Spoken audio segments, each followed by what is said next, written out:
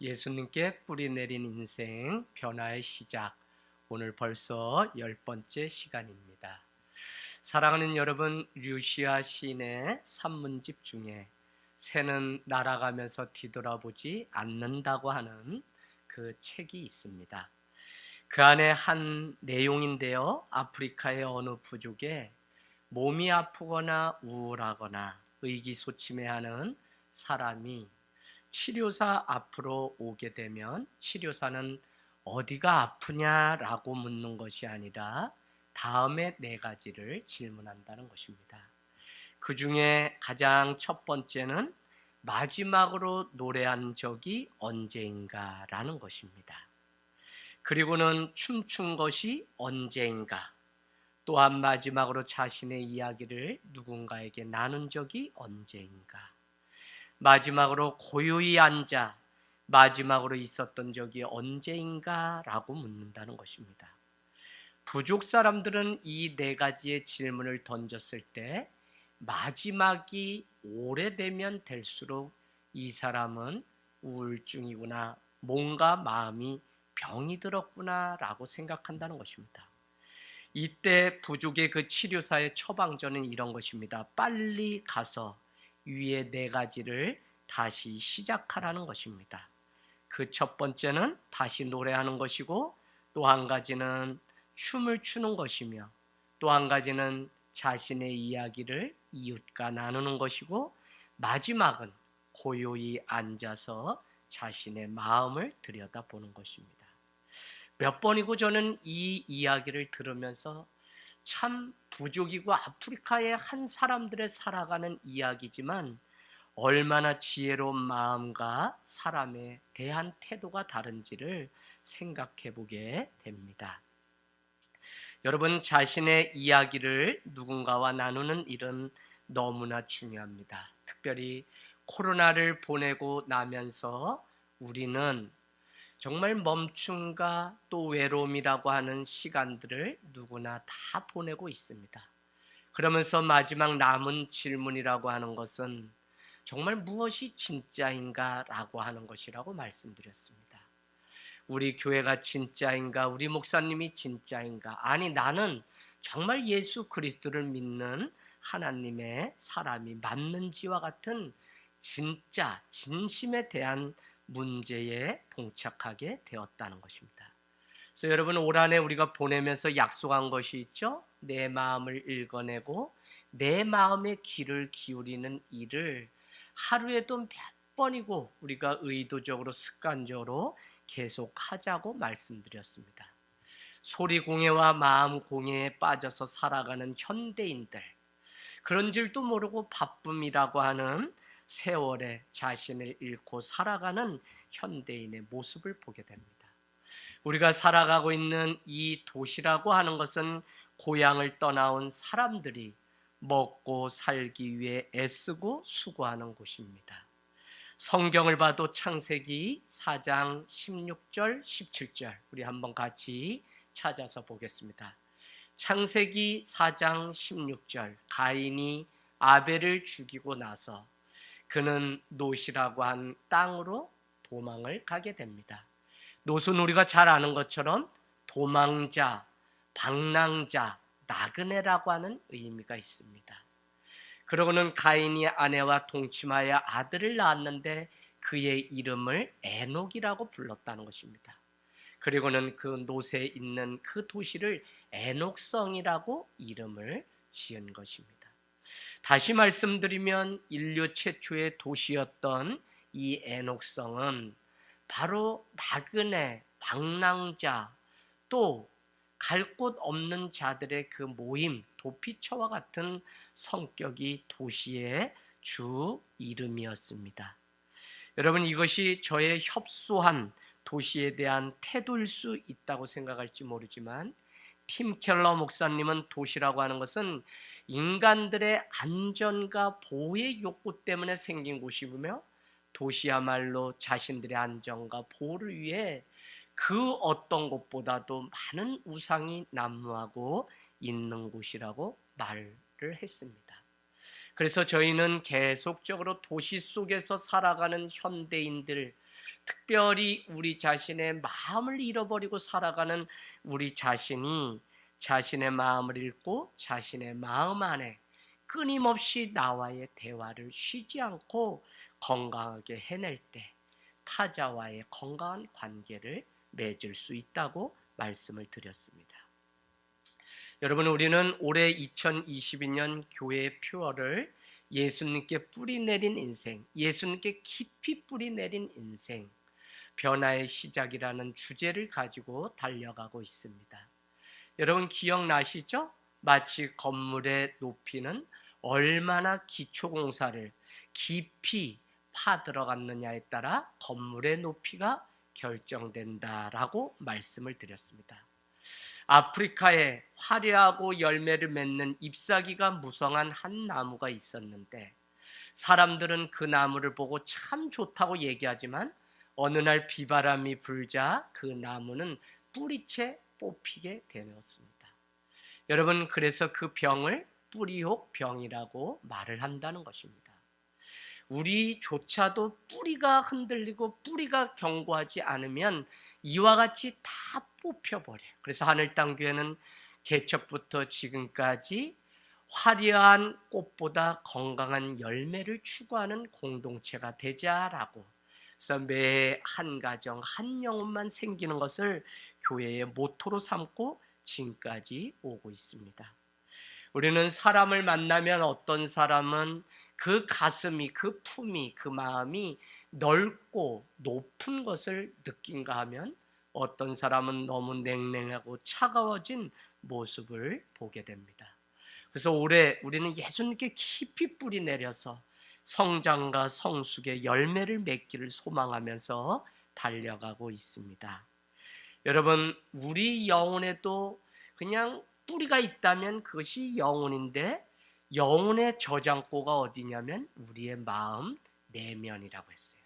그래서 토마스 켈리라고 하는 이 영성가는 더 깊은 소주로 들어가라 라고 얘기하면서 하나님을 모시고 있는 이 마음, 이곳이 성전이기 때문에 현대인들은 더 깊이 마음속으로 들어가서 하나님을 만나는 그 지성소의 임재함을 경험하라고 우리에게 충고하고 있습니다. 성경은 천국이 여기 있다 저기 있다 말하지 말고 내 속에 있다고 우리에게 말씀하고 있는 것이죠. 그래서 이곳을 잘 마음을 관리하면 그곳에 생명이 자라기도 하고, 예레미야 15장 17장에 나오는 것처럼 거짓되이 부패한 것이 우리의 마음이기 때문에 잘못 관리하면 또 우리의 마음은 그냥 거기에 잡초가 일어나고 악독이 가득한 곳이 우리의 마음이 될 수 있다고 말합니다. 우리 마음이 부패하고 잡초가 가득하게 되면 날마다 우리는 시끄러움 속에서 살아가게 돼요. 그래서 오늘 우리가 이 자리에 나와서 다 예배를 드리는 이 주일 아침에도 사실 우리의 마음이 어떤 마음으로 주님 앞에 오는가는 너무 중요하죠. 만약 우리 마음이 갈라지고 시끄럽다면 우리는 우리 자신이라고 하는 존재가 보이지 않는 세계에 의해서 움직이고 살아가고 있다는 사실을 놓치지 마셔야 됩니다. 그것은 무엇이냐면 신앙이라고 하는 것은 영원함을 추구하기 위해서 영원하지 않은 것을 버리며 성령에 힘입어서 하나님의 자리로 내 삶의 자리를 들고 옮겨가는 것이 신앙이라고 말씀드렸습니다. 그런가 하면 보이지 않는 세계, 우리의 마음이 보이는 우리의 일상의 삶을 지배하고 주관하기 때문에 우리의 이 마음을 관리하는 일이 얼마나 중요한지. 그래서 여러분 계속 겉모양에 빠지지 말고 허례허식 바리새인들의 그런 신앙이 아니라 정말 우리의 내면을 잘 가꾸는 그 일이 너무 중요하다고 말씀드렸습니다. 심지어는 하나님도 우리의 중심을 보시는데 그 중심은 다른 것이 아니라 우리의 마음을 보시는 분이라고 말씀하고 있는 것이죠. 그래서 내 마음이 어디에 있느냐가 중요한 까닭은 나의 중심을 보시는 하나님이기 때문에 내 마음을 어디에 두고 살아가느냐는 너무 중요한 것입니다. 진흙탕 속에 살아가면서도 하나님께 드리는 중심이 있기 때문에 그곳을 주님은 출애굽기 3장에 거룩한 땅이니 신을 벗으라고 우리에게 말씀한 것입니다. 다윗은 수많은 전쟁 가운데서도 저 멀리 산에서 이스라엘을 향해서 바라보면서도 날마다 이와 같은 고백을 합니다. 내가 세상에서 많은 날보다 주의 전에 문지기로 살아가는 한 날이 더 나에게는 귀합니다 라고 자신의 중심이 어디에 있는지를 그 전쟁 가운데도 놓치지 않고 살아갔던 사람이 다윗입니다. 그렇기 때문에 저 골리앗과 블리셋이 하나님의 이름을 능욕할 때 그는 견딜 수 없는 그 하나님에 대한 마음 때문에 사울이 하사하는 그 옷, 갑옷과 투구가 맞지 않는 것을 보고 그는 버려두고 물맷돌 5개를 가지고 나가 싸웠던 것을 우리는 알 수 있습니다. 사랑하는 여러분, 코로나가 끝마쳐지면서 우리는 외적인 신앙 행위, 그동안 달려왔던 한국 교회가 이와 같은 모습이었습니다. 그래서 얼마나 11조를 많이 하고 얼마나 교회에서 봉사를 여러 개 하고 얼마나 모임에 많이 찾아오고 일주일에 얼마나 교회에 머무는 시간이 많은가가 우리 신앙에 마치 척도인 것처럼 그렇게 살아왔어요. 그러나 이제는 우리의 내면을 관리하는 일에 우선순위를 두어야 되는 때가 왔다는 것입니다. 왜냐하면 이와 같이 교회가 많은 일들을 하고 많은 사역을 하면서도 세상 가운데 코로나를 보내면서 여실히 다 무너져서 우리의 실력 없음이 드러나는 것을 보니까 외적인 그런 숫자나 행위, 교회의 성도가 몇 명이냐가 중요한 것이 아니라 정말 그 사람이 하늘 땅 교회 교인이냐 아니요, 하나님의 백성으로 살아가고 있느냐, 이재영 목사의 제자냐 아니요, 주님의 제자로 크리스찬으로 크라이스트 아임 나싱 예수 그리스도 안에서 나는 아무것도 아닙니다라고 하는 견고한 믿음으로 살아가고 있는지를 우리는 점검해야 되는 때가 왔다는 것입니다. 제 자신이 여러분께 이와 같은 설교를 늘 하고 있는 이유는 이중성의 노예에 빠져서 겉과 속이 다른 삶, 우리의 생각과 마음이 다르기 때문에 갈라디아서 5장은 육체의 열매는 현자니 뭐라 그랬죠? 방탕이라고 또 얘기하고 또 이단, 어쨌거나 이 나눠지는 것들이 육체의 열매라고 우리에게 말씀하고 있습니다. 그런가 하면 마음과 생각이 하나 되는 것이 바로 성령의 열매인데 자비와 충성과 양성과 같은 것들은 바로 마음이 잘 관리되고 그곳에 하나님의 은혜가 부어주니까 우리의 생각 안에도 주님이 함께 하셔서 성령의 열매를 맺는 것을 보게 됩니다. 여러분, 마음을 넓히는 이 일을 우리는 계속적으로 하기를 원합니다. 물론 이 일은 하나님의 전적인 은혜가 아니면 우리의 마음으로는 불가능합니다. 솔로몬은 그가 왕이 되었을 때 왕상 3장 9절에 이렇게 고백합니다. 누가 이 많은 백성을 재판할 수 있으리요, 듣는 마음을 종에게 주사 주의 백성을 재판하여 선악을 분별하게 하옵소서. 키워드가 뭐죠? 듣는 마음입니다. 하늘 땅 교회는 가정에서 종로에서 사역을 내려놓고 내려왔을 때 정말 그 8개월의 시간을 보내고 또 여러분 저기 들로 40일 기도 마치고 그냥 주일만 빈 창고에서 1년의 세월을 보냈습니다. 그때 마음 가운데 교회가 많은데 뭘 또 세우냐, 아니 조금만 있으면 또 좋은 자리 올 텐데 왜 그 고생을 사서 하냐는 많은 사람들의 얘기가 있었어요. 그때 제 마음 가운데 분명한 한 가지는 요즘 바쁘고 상처 많고 힘든 세상 가운데 누군가의 가슴에 귀를 기울일 수 있는 그 사역만 할 수 있어도 하늘 땅 교회는 주님이 세우신 분명한 목적을 이루어드리는 교회가 될 수 있다는 믿음이 있었습니다. 여러분, 지금도 헨리나우에는 예수님의 몸 전체는 귀였다고 정의를 합니다. 예수님은 작은 신음소리에도 그냥 외면하지 않고 다 들어주셨다는 것입니다. 누가 성숙한 사람이고 누가 지혜 있는 사람이고 믿음의 사람이냐면 누군가의 가슴에 귀를 기울이는 듣는 마음이 있는 자입니다. 그것을 오늘 왕상 4장 29절은 이렇게 표현하고 있습니다. 왕상 4장 29절, 하나님이 솔로몬에게 지혜와 총명을 심히 많이 주시고 또 넓은 마음을 주시되 바닷가의 모래같이 하시니라는 것입니다. 여러분, 아까는 듣는 마음을 달라고 했고 이번에는 넓은 마음을 주님이 주셨다고, 모래 바다같이, 모래같이 그렇게 주셨다는 것입니다. 여러분, 넓은 마음은 듣는 마음이고 듣는 마음은 넓은 마음입니다. 그래서 우리에게 지금 믿음이 성장하고 성숙한다는 것은 넓은 마음이 우리 가운데 있다는 것입니다. 저는 모세가 육신을 의지하던 바로의 궁전에 있을 때 하나님이 사용하신 것이 아니라 그를 미디안 광야 이드로의 장인의 양떼를 섬기면서 분별의 때를, 또 목양의 훈련을, 또 섬김의 훈련을, 또 하나님의 때를 구별하는 분별력을 주신 후에 출애굽기 3장은 80의 나이에 그를 불러서 200만의 이스라엘 백성들을 이끌고 가나안으로 가게 했다는 것입니다.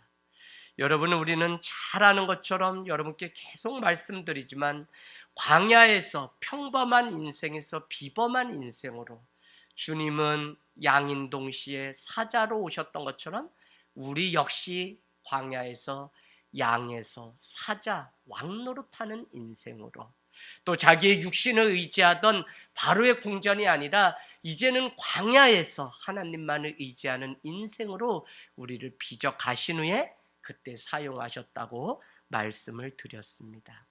그래서 여러분, 우리는 계속 마음이 넓어져야만 이스라엘 백성을 이끌고 가나안에 들어갈 수 있기 때문에 우리가 지금 필요하고 이 시대가 원하는 지도자는 마음이 넓은 사람이라는 것입니다. 제가 제 자신을 봐도 하루에 우리 인간의 마음이 고무줄처럼 넓어지기도 하고 좁아지기도 합니다. 그래서 우리 마음의 관리가 얼마나 중요한지, 마음의 생명도 있고 마음의 악독도 있고 미움도 있고 살인도 있기 때문에 우리의 이 마음이 하나님이 머무시는 곳으로 넓혀가는 이 일이 얼마나 중요한지 모릅니다. 여러분, 그렇다면 우리의 마음을 어떻게 넓힐 수 있을까요? 저는 내 마음의 크기가 작은 것에 대해서 숙명론적으로 나는 아버지가 그렇기 때문에 소심하고 내성적이고 사람들 앞에 서기를 두려워해라고 단정 짓는 그런 것이 아니라 훈련을 통해서 넓어질 수 있다고 하는 믿음이 우리에게 필요하다는 생각을 해보게 됩니다. 고린도 교회는 계파 문제, 우상 문제, 결혼 문제, 많은 문제 속에 있는 공동체입니다. 그럼에도 불구하고 고린도 후서 6장 12절은 이와 같은 문제가 생긴 것은 너희의 심령이 좁아졌기 때문에 그렇다라고 하면서 고린도서 6장 13절에는 이와 같이 부탁을 합니다. 너희도 마음을 넓히라. 너희도 마음을 넓히라. 이 이야기는 정말 우리의 마음이 훈련을 통해서 얼마든지 넓어질 수 있다고 하는 사실을 가르쳐주고 있는 것입니다. 우리는 인간 관계 속에 관계의 승리가 진짜 승리라고 계속 말씀드렸죠. 그래서 여러분, 많은 이 신학자들, 또 리차드 포스트, 유진 피터슨과 같은 사람은 인간 최고의 승리는 관계의 승리다. 그래서 고부간의, 사제간의, 많은 부부간의 관계들이 다 깨어지는 이때에 우리가 해야 되는 것은 막힌 담을 헐고 화평의 왕으로 오신 예수 그리스도의 마음으로 깨어진 관계를 화목케 하는 그 일들을 감당해야 되는 것입니다. 우리는 다른 사람들을 대하는 태도를 보면 내 자신의 마음보나 내 마음의 크기가 어떤지 알 수 있어요. 그래서 프레드 스미스라고 하는 자는 한번 적어놔 보세요. 미숙한 사람은 자기와 닮은 사람만 좋아하고 성숙한 사람은 자기와 다른 사람을 좋아한다라고 말합니다.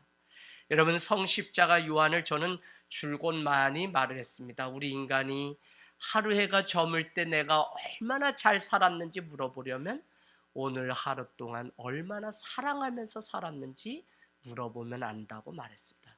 그러면서 그는 말하기를 많은 사람은 장점 때문에 좋아하지만 그리스도인은 단점까지도 사랑하는 자입니다 라고 말을 했다는 것입니다. 여러분, 우리는 자기와 다른 사람을 틀렸다고 생각합니다. 그러나 다른 것이지 틀린 것이 아니라는 것이죠. 마음이 넓은 성숙한 사람은 다른 사람이 가지고 있는 각각의 특성 때문에 오히려 좋아하는 모습을 보게 됩니다. 서로 다른 것을 통해서 배울 수 있는 시간이고요. 서로 다른 것을 통해서 오히려 우리는 더 겸손해지고 하나님의 나라를 서로 만들어가고 채워감으로 인해서 하나님의 그 나라, 교회 공동체가 이루어짐을 배우게 되는 것입니다. 그래서 나의 부족함이나 나의 연약함을 다른 지체가 각각 짐을 나눠 지었던 갈라디아서 6장 1절 2절의 말씀같이 이제는 다른 사람의 그 문제에 대해서, 부족함에 대해서, 실패에 대해서 내가 짐을 지어주는, 그럼으로써 온전해지는 이 공동체. 여러분, 우리 교회의 어린아이들, 우리가 다 그들이 뭐 시끄럽고 뭐하고 그래서 없으면 좋겠다라고 생각하는 분이 있습니까? 그러나 그 아이도 하나님의 나라를 위해서 주님이 이 교회를 세우려고 보내주신 한 영혼이라고 생각한다면 어떤 인생이든지 그냥 불필요한 존재는 없고 하나님 나라를 위해서 다 벽돌 장의 역할을 감당하고 있는 모습을 보게 됩니다. 그래서 우리는 잘 아는 것처럼 에베소서는 2장에 보면 교회가 되어가고 서로 성전이 되어가고 지어져 간다고 하는 그로잉과 비커밍으로 설명하고 있습니다. 교회는 이미 완성된 공동체가 아닙니다. 그래서 교회는 미움도 있고 죄인들의 공동체인 동시에 교회는 서로 다툼, 물론 우리가 성숙해지면 세상에 이런 소리가 나가지 않을 뿐 아니라 이제는 우리의 모습이 세상을 깨우고 복음의 증거가 되기도 합니다. 그래서 우리는 마음을 잘 관리해서 성숙함을 향해서 살아가는 이 일이 너무 중요하다고 말씀을 드렸습니다. 다른 사람의 단점을 보거든 나의 모습으로 여기고 서로 아파하고 조용히 그 문제를 덮어줄 수 있는 것. 그래서 여러분, 계속 실패를 거듭하더라도 우리는 진실에 가까운 삶을 위해서 우리는 더 주님 앞에 노력하는 삶을 살아가자고 말씀을 드렸습니다. 물론 자기 자신에 대해서 용납과 관용의 정신이 먼저 준비되어야 다른 사람에 대해서 그럴 수 있다고 말씀드렸죠. 그래서 마태복음 22장 37절에서 40절에 두 가지의 계명이 나오는데 첫 번째 계명은 마음을 다하고 뜻을 다해서 내 하나님을 사랑하는 것이고, 둘째 계명도 이와 같으니 내 이웃을 내 몸같이 사랑하라. 이것이 주님이 우리에게 주신 강령이라고 말씀하고 있습니다. 여러분, 주님이 우리에게 주신 요한복음의 사랑의 기준은 내가 너희를 사랑한 것 같이 너희도 서로 사랑하라. 그러면 사람들이 내 제자인 줄 알리라고 말씀하였고요. 오늘 마태복음 22장은 너가 너의 몸을 사랑함 같이 내 이웃을 사랑하라는 것입니다. 여러분, 제가 이번에 제주도에 다녀오면서 정말 연세 드시니까 식사 때마다 뭐 영양제 그렇게 많이 드시는 것을 봤어요. 그러니까 80세 90세 다 이상 사시는구나. 우리가 그냥 이와 같이 내 몸을 얼마나 아끼고 사랑합니까? 바로 그와 같이 다른 영혼과 다른 사람에 대해서도 온전히 사랑할 것을 우리에게 분명한 기준을 주셨다는 것입니다. 그래서 여러분, 기억하시죠? 내가 내 자신에 대해서 관용을 베풀고 실수한 것에 대해서 그럴 수 있다고 용납하고 내가 내 자신에게 용서와 이해를 구할 수 있는 사람이 다른 사람에 대해서도 용서하고 용납하고 관용을 베풀 수 있는 삶을 살아갈 수 있다는 것입니다. 그래서 여러분, 다른 사람과의 삶은 관계는 결국 내가 나와의 관계가 어떠한가에 따라서 우리는 사랑을 선택하기도 하고 미움을 선택하기도 하는 것이라. 그래서 여러분, 우리 마음이 어떤지를 늘 우리가 보는 그 일이 너무 중요합니다. 여러분, 저 산속에 가면 옹달샘이 있습니다. 옹달샘에 돌을 던지면 파장이 크게 일어납니다. 그러나 넓은 바다에 돌을 던지면 거의 파장이 일어나지 않죠. 마치 이와 같이 영적 성숙함이 있는 사람은 마음의 크기와 넓이가 높고 넓기 때문에 예수님께서 원수까지 사랑하라고 하는 그 일을 이루기 위해서 넓은 마음을 가지려고 애쓴다는 것입니다. 좁은 마음은 다른 것이 아닙니다. 이기심에 가득 차 있고 자기가 선과악의 기준을 가진 채 선악과를 먹은 이상, 그래서 가인이 아벨을 죽이는 이 일들을 보면 자기의 유익만을 구하며 자기에게 유익이 되지 않을 때 쉽게 분노하고 있는 것들을 우리는 볼 수 있습니다. 여러분, 어떻게 하면 마음을 넓힐 수 있습니까? 결론은 넓은 마음을 소유하신 예수 그리스도의 마음을 품는 것입니다. 예수님은 자신을 위해서 분노한 적이 없어요. 예수님의 제자들도 처음 예수님을 만났을 때는 마음의 그릇이 얼마나 작았는지 모릅니다. 그러나 그들이 성령의 충만함을 받고 난 다음에 그의 마음의 변화가 일어나기 시작한 것입니다. 변화가 일어나니까 인종이나 지역이나 전통을 넘어서서 예수님의 마음을 품고 영혼을 품기 시작하고요, 복음의 복된 소식을 가지고 이 기쁜 소식으로 정말 영혼을 끌어안고 자기 생명을 걸었던 12 제자의 모습을 우리는 볼 수 있습니다. 넓은 마음이 아니면 우리가 마음이 있다고 해도, 생각이 있다고 해도 끝까지 한 영혼을 품지 못하는 모습을 우리를 통해서 보지 않습니까? 풍습이 다르고 문화가 다르고 언어가 다르기 때문에 사고 자체가 다른 사람들에게 가서 복음을 전하는 이 선교의 사명은 오늘 교회가 한 영혼을 품기 위한 노력이나 훈련이 없으면 이와 같은 삶을 살아갈 수가 없습니다. 여러분께 풀트리니에가 인간이 혼자 할 수 없는 2가지가 있는데 그 첫 번째는 결혼이라고 말씀드렸습니다. 그래서 남녀가 결혼을 통해서 어떻게 해요? 가정을 이루는데 보기 싫고 꼴 보기 싫고 늘 바뀌지 않는 최고의 선교지가 사실은 가정이라고 제가 여러분께 늘 말씀드렸습니다.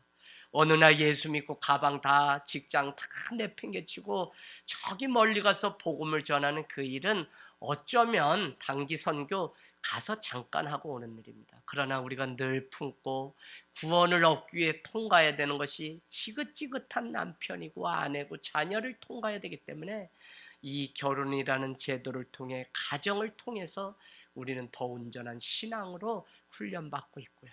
또 한 가지는 그리스도인이 되는 것이라고 말하는데, 그리스도인이 되기 위해서 서로 다른, 서로 단점이 있음에도 불구하고, 서로 부족함에도 불구하고 교회는 손에 손을 얹고 온전함을 이뤄가기 위하여 서로 깎아지는 훈련 속에 있는 것이 교회 공동체. 그래서 에클레시아 교회는 세상으로부터 구별된 사람들의 모임이라는 의미도 있지만 하나님께서 옮겨서 심어 놓으셨다고 하는 의미도 있습니다. 그래서 이 2가지를 잘 가지고 있어야 되는데, 내 발로 온 것이 아니라 주님이 교회에 심어 놓으셨어요. 그래서 주님이 가라고 하시기 전까지는 주님의 몸된 교회에서 불편하고 힘들어도 우리의 성숙함을 위해서 훈련받아야 되는 것이 바로 교회. 그것을 통해서 우리는 비로소 그리스도인이 되는 것입니다. 다툼과 시기가 있는 곳에 가서 저는 부흥회를 할 때가 종종 있습니다. 그러면 많은 사람들이 회개하는 모습들을 보게 됩니다. 우리의 신앙을 다시 점검해 볼 것이, 우리는 예수만 믿기만 하면 바로 구원으로 이어진다고 생각하지만 이 안에는 윤리적이고 도덕적인 삶이 요구되는 동시에 얼마나 많은 칭의와 중생과 성화의 과정을 통해서 구원이라고 하는 그 축복의 관문을 들어갈 수 있는지 모른다는 것입니다. 여러분, 그 과정을 위해서 반드시 통과해야 되는 그 하나하나의 과정이 때로는 광야, 미드바르고 그곳에서만 들려지는 것이 다 바로 말씀. 그래서 하나님의 음성을 들은 후에 움직였던 믿음의 사람들이 모세고 여호수아였던 것을 우리는 알 수 있습니다. 그런가 하면 넓은 마음을 준비하기 위해서 주님은 고난도 우리에게 주세요. 그래서 내 삶에 고난이 있다라고 하면 우리는 다 하나님의 때구나라고 하는 믿음이 있어야 되고, 이 과정을 통해서도 하나님이 하시고자 하시는 뜻이 있다는 믿음을 분명히 가져야 됩니다. 왜 고난이 내게 있는지 그 하나님의 비밀을 알지 못하기 때문에 우리가 괴로운 것이지, 고난 당하는 자체가 물론 어렵지만 그것 자체가 어려운 게 아니야. 왜 내가 기도 많이 하고 내가 이렇게 하는데 나에게 왜 이 고난이 있지라고 많은 사람들이 질문한다니까요. 그건 뭐예요? 왜 이 고난이 내게 왔는지 모르는 것이. 그러나 다윗은 고백하기를, 전에는 내가 그렇게 행하였지만 고난당한 후에는 내가 주의 율례를 법도를 지키게 되었다고 말씀하고 있습니다.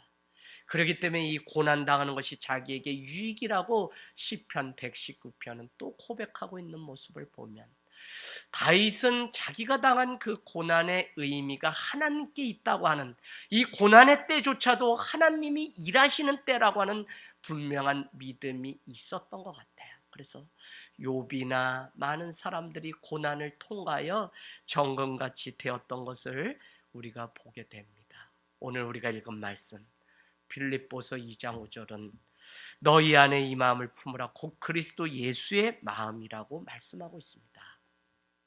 이것을 물론 우리는 마태복음 11장 29절에 보면 예수님의 마음은 다른 것이 아니라 나의 마음은 온유하고 겸손하니 너희는 나의 멍에를 메고 내게 배우라. 그러면 너희 마음의 쉼을 얻으리라고 말씀하고 있습니다. 여러분, 오늘날 코로나가 일어나고 난 후에 주일날 많은 사역을 하는 그것보다 얼마나 더 거룩한 안식을 할까라고 하는 것이 아주 신학적으로 중요한 이슈가 될 것입니다. 그래서 하늘땅교도 소풍, 그것은 무슨 먹고 놀러 오자는 개념이 아니라 정말 교회 와서 안식하고 풍성한 하나님의 생명을 누리고 가는 날이 주일이 되길 바라는 마음. 그래서 우리 목회팀이 이와 같은 것들을 준비하려고 발빠르게, 그래서 이번 돌아온 주일에는 이제 자연신방 산으로 들러가게 됩니다. 여러분, 왜 쉼을 얻지 못하냐? 배우지 않으려고 하고 듣지 않기 때문에, 주님의 멍에를 매지 않기 때문에. 거꾸로 합니다. 주님의 온유와 겸손의 마음을 가지지 않기 때문에 쉼을 누리지 못합니다. 우리는 자기 주장만 하는 그 사람들, 고집과 아집으로 점철된 사람들에게서 예수님의 온유와 겸손을 보지 못하고 늘 염려와 근심을 가지고 살기 때문에 쉼이 없는 인생들을 볼 때가 있습니다. 예수님의 마음으로 살지 않으면 하루에도 수도 없이 마음이 갈라집니다. 이것을 염려라는 단어는 두 마음을 가지다라고 하는 의미라고 말씀드렸습니다. 잠언서 4장 23절과 24절은 너무 중요한데, 무릇 지킬 만한 것보다 내 마음을 지키라 생명이 이에서 남이니라 라고 말씀하고는 바로 이어서 구부러진 말과 비뚤어진 말을 삼가하고 주의하라고 우리에게 말씀하고 있습니다. 여러분, 우리가 일평생 해야 되는 것은 다른 것이 아니라 마음을 지키는 일입니다. 그러나 이 마음이 말로 이렇게 나온다는 사실을 잠언서 4장 24절은 가르쳐줘요. 그래서 마음이 없는지 있는지가 말을 통해서 우리는 볼 수 있습니다. 야고보서 3장 1절은 많은 사람들이 말하기를 좋아하는데, 선생되기를 좋아하는데, 선생들이 되기를 좋아하는 자들이여 너희에게 더 큰 심판이 있다는 사실을 놓치지 말라고 말씀하고 있죠. 그러면서도 우리에게 이와 같이 말을 합니다. 우리가 타고 있는 홀스, 말도 멍에로 재갈을 물려서 제재를 하고, 이렇게 또 큰 배도 사공이 작은 키 하나로 조종함 같이 그렇다는 거예요. 우리 온몸을 굴레를 지배하는 것은 혀라고 이렇게 야고보서는. 그래서 우리의 혀, 말이 얼마나 우리의 인생 가운데 중요한 것인지 우리에게 가르쳐 줍니다. 여러분이 이 사실은 출애굽은 하나님의 은혜로 나오게 됐어요. 하나님은 창세기 2장에도 보면 임의로 먹게 하였다라고 하는 우리 인간에게 자유를 주셨다는 사실을 우리에게 가르쳐 줍니다. 그러나 주님은 가데스 바네아에 12명의 정탐꾼을 보내고 여호수아와 갈렙의 이야기를 제외한 나머지 백성들이 불평하면서 우리는 메뚜기 떼 같다, 그들은 기골이 장대한 안악 자손이기 때문에 우리는 그들의 밥이라고 불평불만하는 그 소리를 듣고 내 귀에 들린 대로 내가 갚아주리라고 말을 하고 있습니다. 그 이전까지는 하나님은 어떤 죄도 용서하시고 다 살 길을 내셨는데 하나님은 가데스 바네아 곧 가나안을 목전에 두고 난 후부터는 너의 자유를 믿음을 선택할 것인지 아닌지를 분명히 하도록 이스라엘 백성에게 요구했어요. 여러분, 구원 쉬운 것 아닙니다.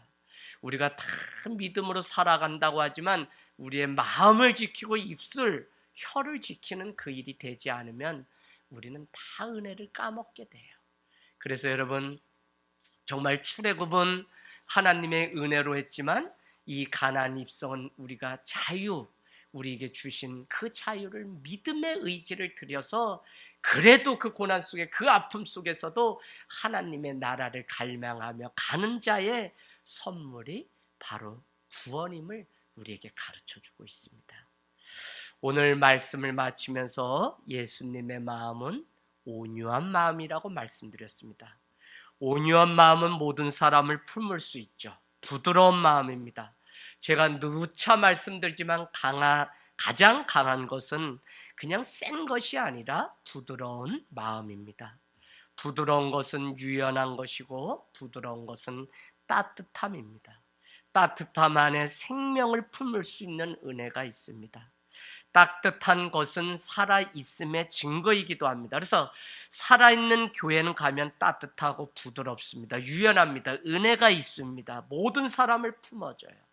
그래서 하늘땅교회는 우리 교회가 아니라 모두의 교회라고 제가 과부나 객이나 재소자나 누구나 다 올 수 있는 곳이 바로 하늘땅교회라고 말씀드렸습니다. 그러나 죽어가는 공동체는 차갑습니다. 벽이 높아요. 모든 것이 경직되어 있습니다. 그런가 하면 여유가 없고 긴장뿐이고 법으로 움직입니다. 사람들에게 선을 긋고 구별하기를 좋아합니다. 여러분, 올 한 해 저와 여러분이 주님의 온유한 마음을 품을 때 우리 교회 안에 수도 없는 생명을 낳는 일들이 계속될 줄로 믿습니다.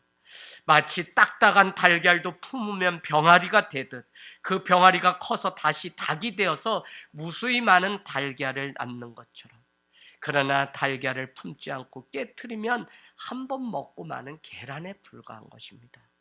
온유하다는 것, 따뜻한 품에 안기면 어떤 사람이든 변화되고 저와 여러분도 이 온유함 안에 우리가 여기까지 올 수 있었던 것입니다. 여러분, 21세기가 원하는 지도자는 머리로만 사는 자가 아니라 따뜻하고 넓은 가슴으로 살아가는 자입니다. 예수님은 온유한 마음으로 모든 사람을 품으셨어요. 그래서 세리도, 창녀도, 죄인도, 가난한 자도, 부자도, 무식한 자도, 유식한 자도 품으셨던 예수님입니다.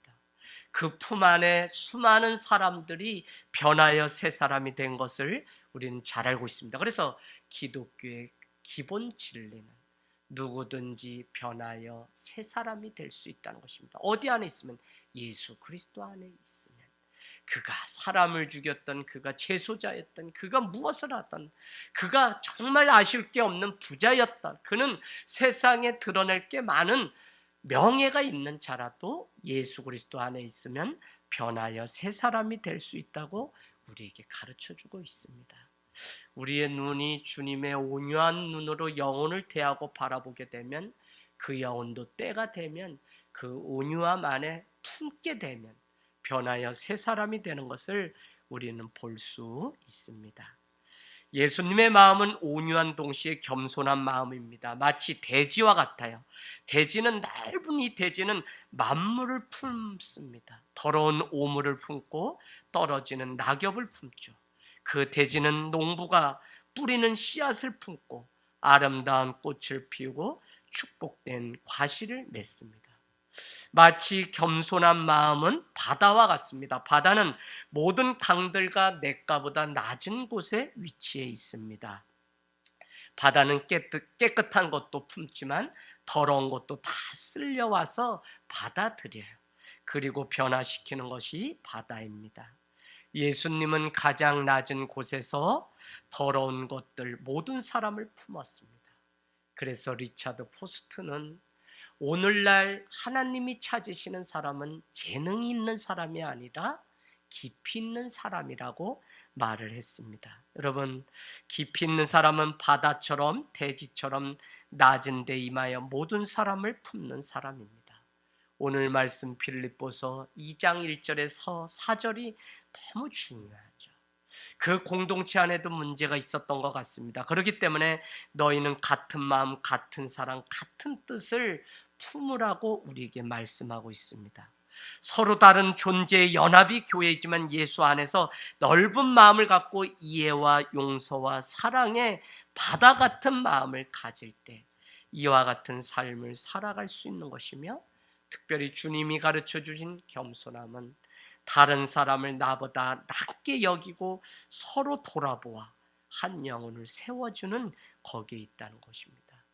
우리가 예수를 믿는다는 것, 신앙을 갖는다는 것은 단순히 부처에서 그냥 하나님이라고 그 믿음의 대상을 바꾸는 그런 차원이 아니라 이전의 삶의 가치관과 삶의 방식을 완전히 바꿔서 이제는 온유함과 겸손의 마음을 가지고 예수 그리스도께만 깊이 뿌리 내리는 그런 인생이 되시기를 주님의 이름으로 축복합니다. 아멘.